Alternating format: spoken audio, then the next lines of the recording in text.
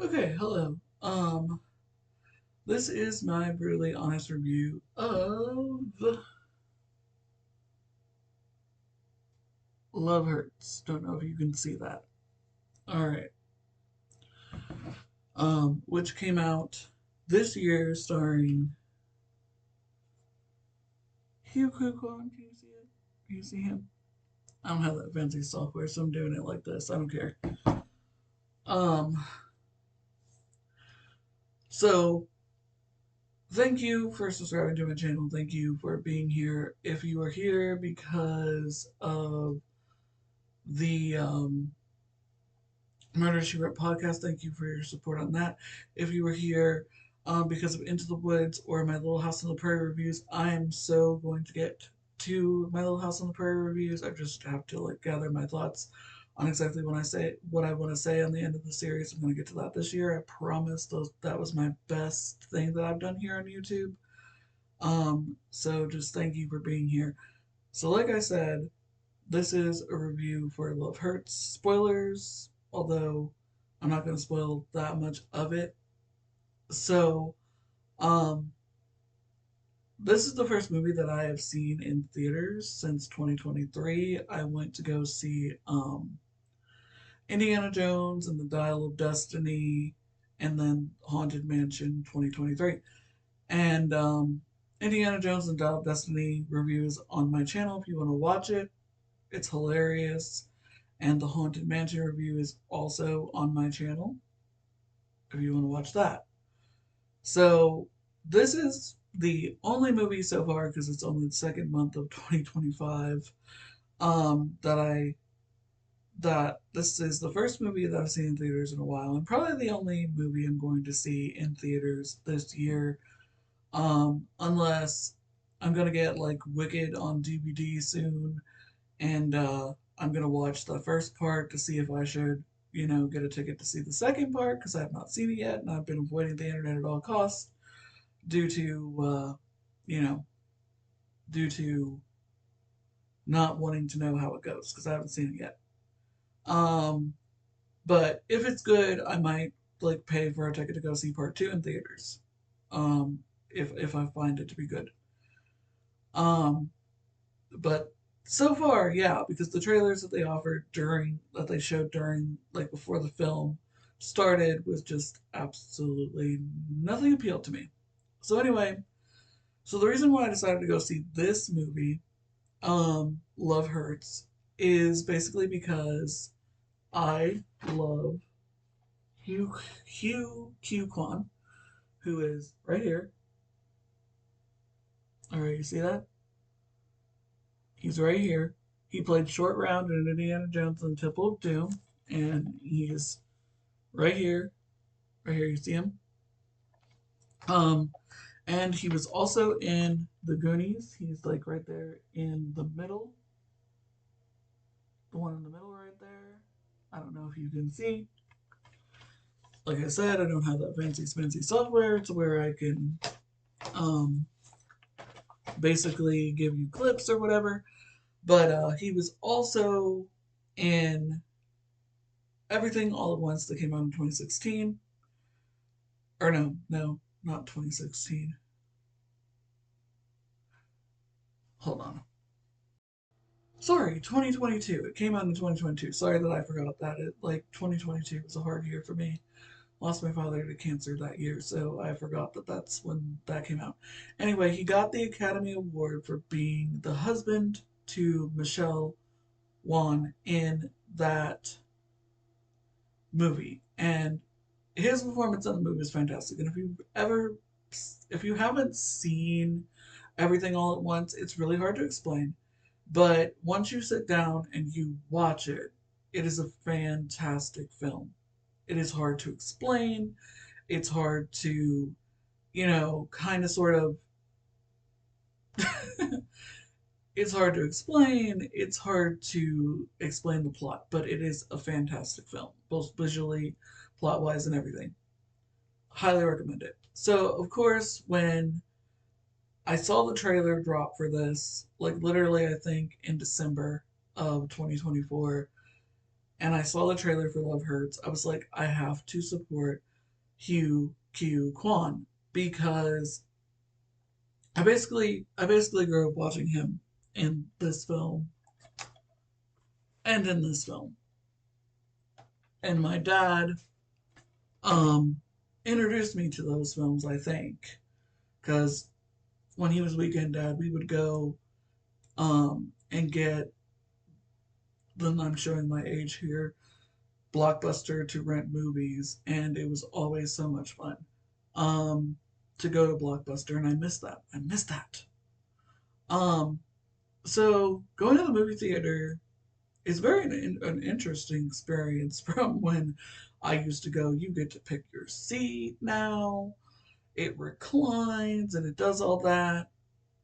There's all kinds of things you can eat, and apparently you can drink alcohol while you're watching the movie if you want to. I didn't, but just saying, it's weird. So, for those of you who may have not seen, right now, um, I'll tell you the plot, but as of this recording, it has made $6.8 million dollars at the box office. So, good for you, Mr. Kwan. I'm so happy for you. Um, So the plot of Love Hurts is about a realtor named Martin Gable who used to be a former assassin, and he's a realtor now. And his girlfriend, well, actually not girlfriend because he doesn't actually tell her that he loves her. It's a very complicated plot, but she's supposed to be dead, and she comes back from the dead, and he pretty much has to fight bad guys and try to figure out um how to stand up to his brother named Knuckles. Yes, Knuckles actually is his brother's name. I don't know. And for the most part, this film was, in my opinion, really great. It's got a 19% on Rotten Tomatoes, which don't let that fool you. It's really good. I mean, this is Hugh Q Kwan's first action lead role. He was Short Round in the Indiana Jones and the Temple of Doom. It wasn't a large role. It was like a supporting role. And then the Goonies, he had a very small role. And apparently he was on a sitcom or something before he ultimately decided to stop acting. I think it was Head of the Class, the last couple of seasons of Head of the Class. Um, and honestly, and he's never going to see this. Never, ever is he going to see this. But um, he's a brilliant person. He is a wonderful person. You could tell he's having fun in this film. You can tell that he's enjoying himself, that it's great to be back in his first lead role. And he gets reunited with Sean Austin from the Goonies, which is um, this character right here that he's next to right there. Um, yeah, and it's great. Like it's great that they are reunited. I did not like. I'm not going to spoil it, but I did not like the direction they took um that character in Sean Austin's character in. I did not like that. Um, but it was so great to see them on screen, and they had this really like emotional scene where he's like, "You are my brother, and I love you," because basically the character that Sean Austin plays is like the brother that Marvin wished that he had. And it's such a beautiful scene. And um the action scenes are hilarious. Like spoiler, like there's this one scene where like this assassin called the Raven, who basically does poetry, falls in love with Marvin's assistant, and then he goes to the house that Marvin is trying to sell to this couple. And then these two other assassins, who are like comedic relief, um, show up as well. And he goes, "Okay, those guys obviously work for the other guys. So, same team? Same team? We're on the same team? Okay. You get the guy with the fanny pack, I'll get the other one." I mean, and it's hilarious. And then like they shoot up the house, they come in, and the couple gets runs to the laundry room, and then at one point during a break in the action, Marvin, aka Mr. Kwan, goes into the laundry room and he goes, "Okay, so how are you holding up? Everything fine? Don't worry. I have someone who is going to come in here and make this house look like new. So do you still want it? Hold on, I'll be right back. And don't come out until I tell you." I mean, it is just freaking hilarious. And I wanted more scenes like that. Honestly, I did. I wanted more scenes like that because I was like, OMG, you know, there should be more hilarious action scenes like that. And there wasn't a lot of blood, um, as much as you would think in this type of film. It felt like it was trying to be Kill Bill, only male version, with not a lot of blood, but they didn't explore that aspect.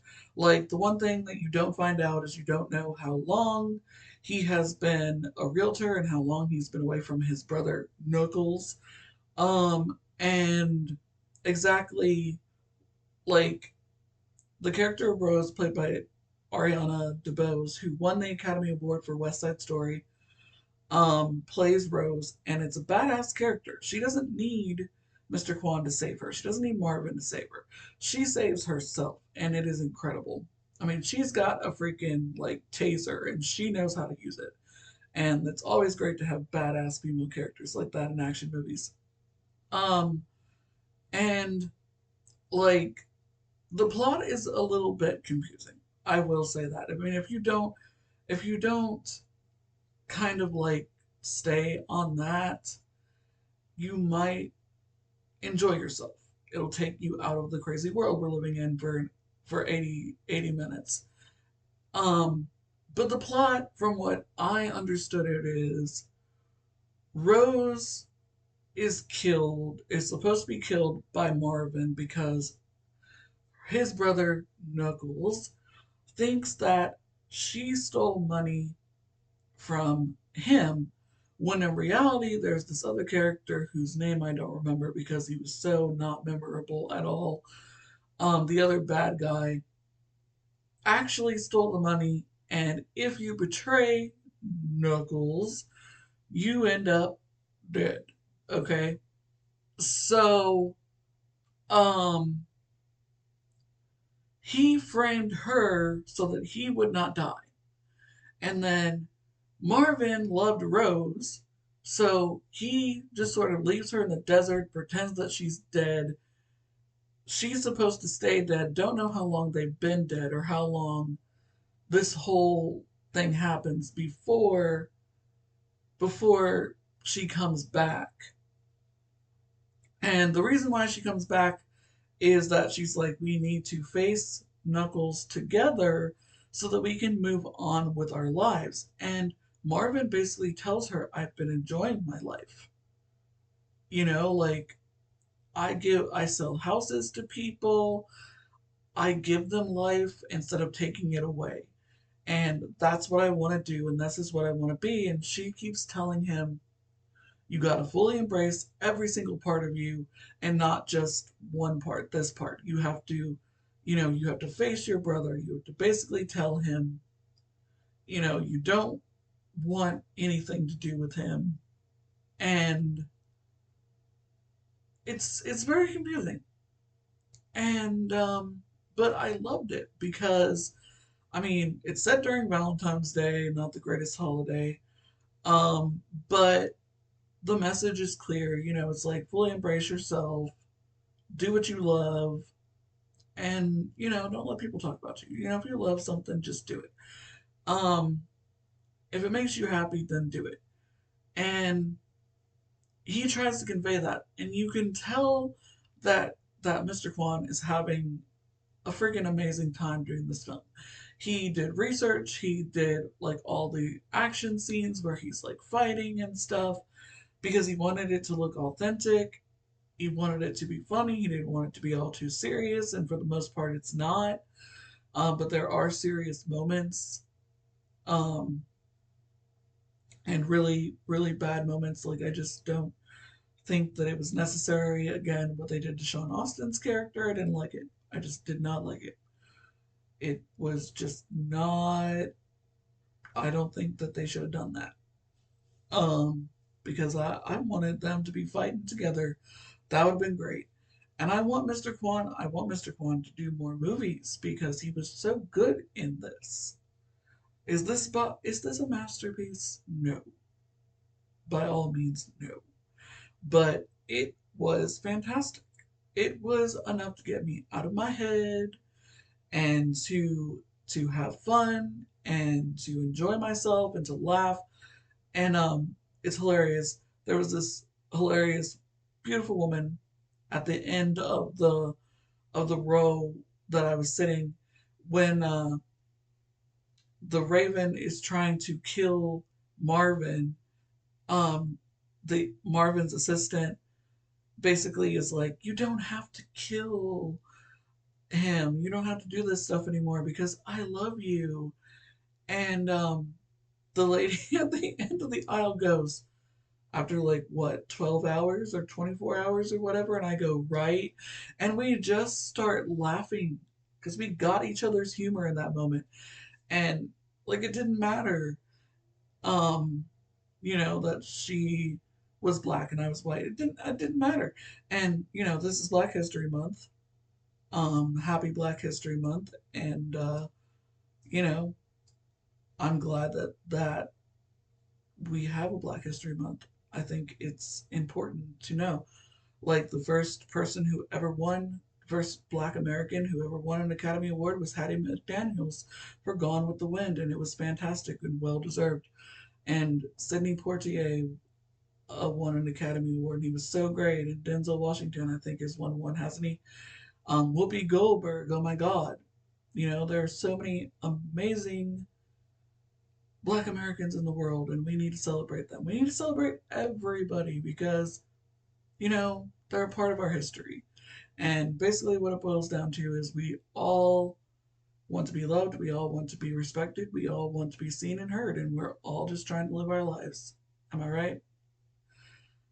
So it was like really nice to have that moment in the theater where I'm just laughing with her. I don't even know her, and we're just laughing, and it's like we just looked at each other and we just started laughing. We're just like, yeah, this is so crazy, but it's so funny.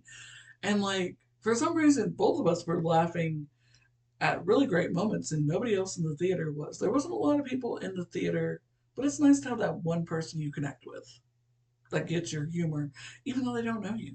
It's like fantastic. And it's just one of those films, you know? It's just really great. I mean, there were some problems with it. Like, there was a lot of voiceover that was completely unnecessary. What Marvin was thinking, what Rose was thinking, what the assistant was thinking.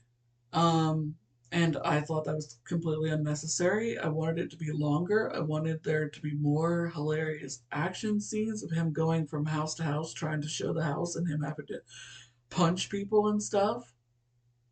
But it did not make any sense that like there's like so many moments where he's getting his face hit on something or his back or whatever. He gets like a knife in his back and he's just able to take it out and just keep on going without getting any medical attention.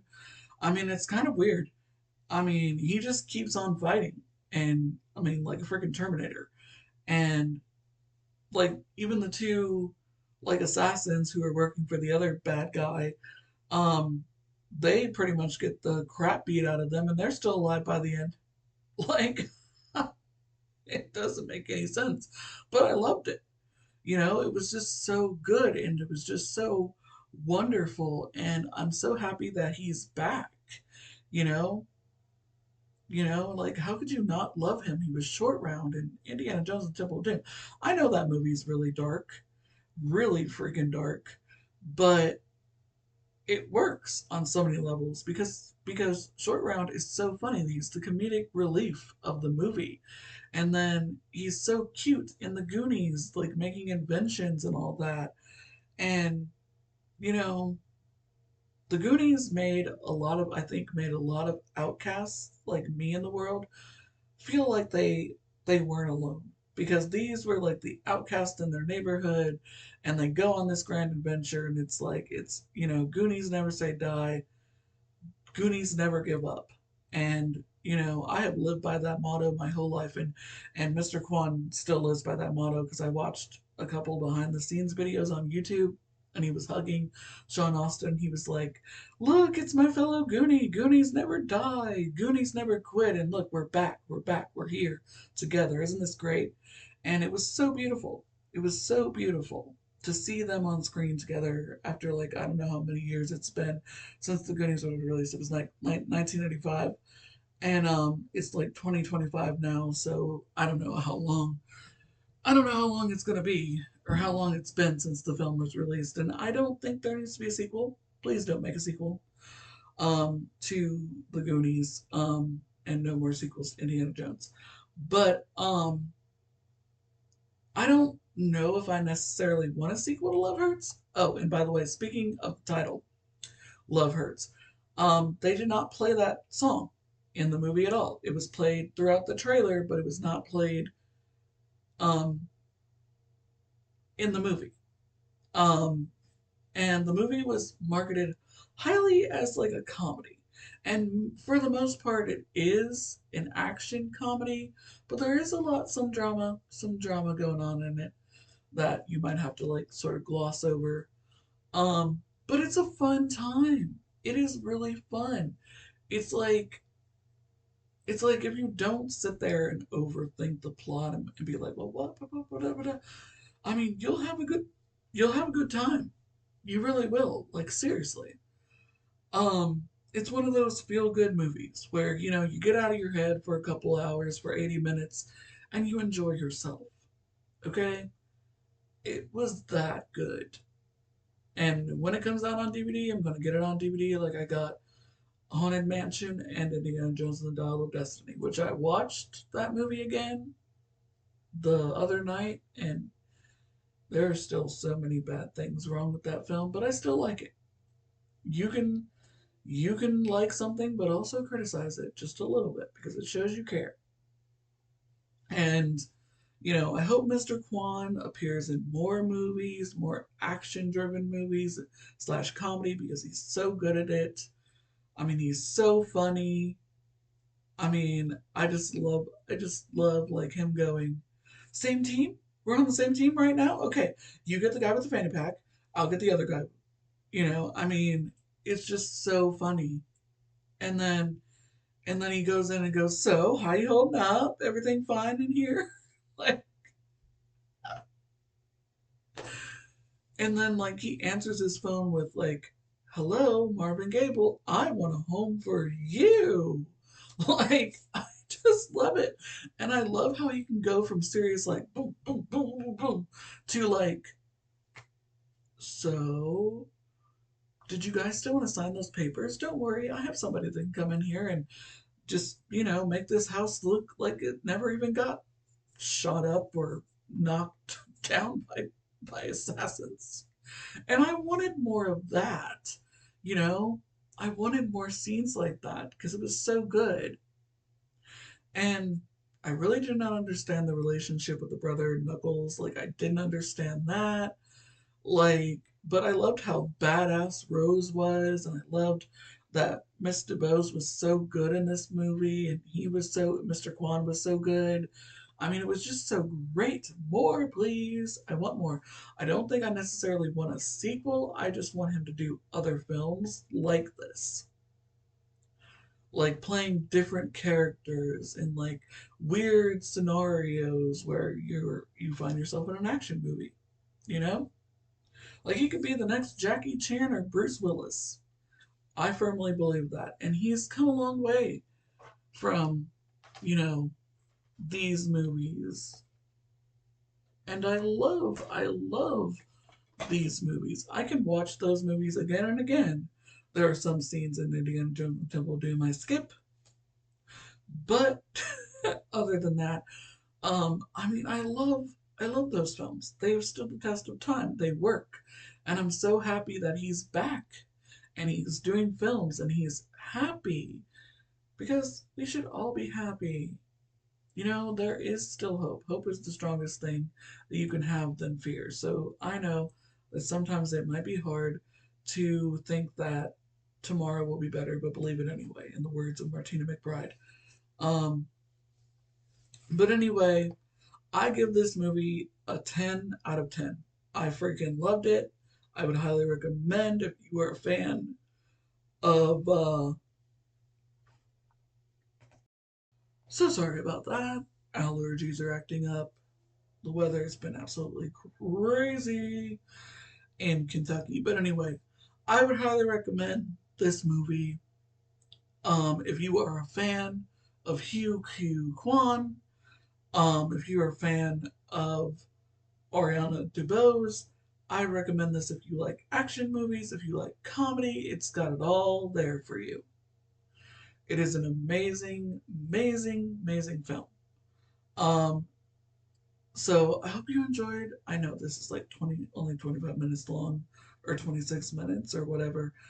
Um, but I hope you enjoyed my review for Love Hurts. Please like and subscribe. Tell me in the comments below how you like the movie. Don't comment on my appearance. You know, just be kind to one another. It does not cost any money whatsoever to be kind. So just be kind, okay? And choose hope and choose kindness over hatred. Um, and I will soon try my best to get out my Little House on the Prairie, the rest of the season reviews, because I really want to do those. Thank you for your continued support on my channel. I love you all. Remember, you are enough. You matter. Do not let anyone ever make you feel that you're not good enough. Um, Continue to shine. Do what you want to do. People are going to criticize you no matter what you do. So if something makes you happy, just freaking do it. All right. Love you all. I can't make a proper heart. Sorry, but I have bad hand-eye coordination. But anyway, I absolutely love you all. Thank you for your continued support, and I hope you enjoyed this review. I love Love Hurts. It was great. Thank you. Bye.